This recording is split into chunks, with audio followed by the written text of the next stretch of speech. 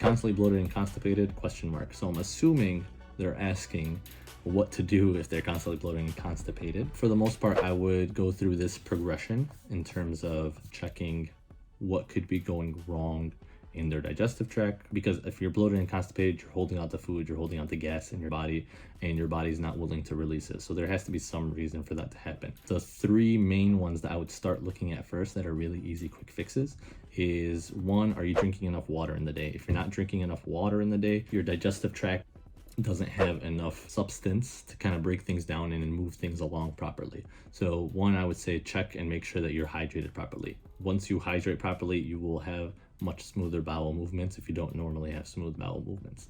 The second one is, are you intaking enough fiber? The typical recommendation for fiber is around 15 to 20 grams for every 1,000 calories you eat.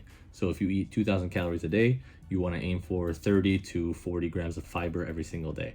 There's a couple types of fiber. There is soluble and insoluble fiber. They each have different roles in the gut in terms of how it causes the waste to shape. First, I would check on how much general fiber you're intaking and see if you're not intaking enough, try to prioritize having more. And then if you are having enough fiber, seeing what kind of fiber you're having. Maybe you're having too much of one type of fiber and not enough of the other one, and trying to balance those in your diet. Third thing is stress, managing your stress. A lot of times, and this is super common, if you are overly stressed and overly inflamed, you're overworked, your digestive system won't work properly because it doesn't have the energy to work properly, because your body is trying to use that energy to help manage the stress and inflammation in other parts of your body. Seeing that your stress is managed as well, you're not at a 10 stress every single day, and trying to bring that down and calm yourself will be really helpful. So those are the three main things I would say initially that anyone can do as a general rule of thumb. More specifically, and this will vary from person to person, it would be checking what food sensitivities you might have that you didn't know of. This could be taking a food log to see when you feel bloated, when you feel constipated, seeing if there's a trend. For a lot of people, it is dairy. When you have dairy, or a certain type of dairy even, not even all dairy, you recognize that you're bloated and constipated for like the next 72 hours. All right, cool. You took a note of that. You recognize that this is what happened after you consumed it. Now you can either minimize or eliminate it from your diet. I don't know, every time you eat tomatoes, this is also kind of a common one. Every time you eat tomatoes, you get indigestion and you get constipated and you can't go to the bathroom.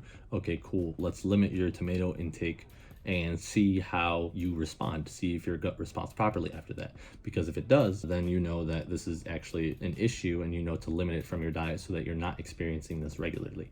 And for more extreme situations where it seems like everything is bothering you, going through an elimination diet protocol is probably the best way to go. So this means that you have a serious something going on, a serious something. I don't want to call it an infection, I don't want to call it a disease. I'm not trying to diagnose you, but there is something going on that is giving your gut constant problems, and you need to listen to your gut and give it a break. So going through an elimination diet, usually where you eliminate high FODMAP foods and focus on letting your gut recover, letting it rest, and not work so hard from trying to break down these foods that it has so much trouble breaking down. Once you go through that rest period, once you've eliminated those foods for a little while, give it some care, feeding it the proper foods to help it repair. Once you introduce those foods to help it repair, once you introduce those supplements to help it repair, you reintroduce the foods that you've eliminated and get a definitive list of what's actually going to sit well with you going forward and what isn't going to sit well with you going forward. So that way you know for sure that this is a good food for me, my body just needed a break from it to recover, and now I can have this going forward. Like using tomato as an example. Tomato was one of the several foods that you eliminated. When you started including it into your diet again, you had no issues with it.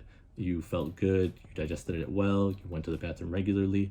Cool, now we can include that going forward.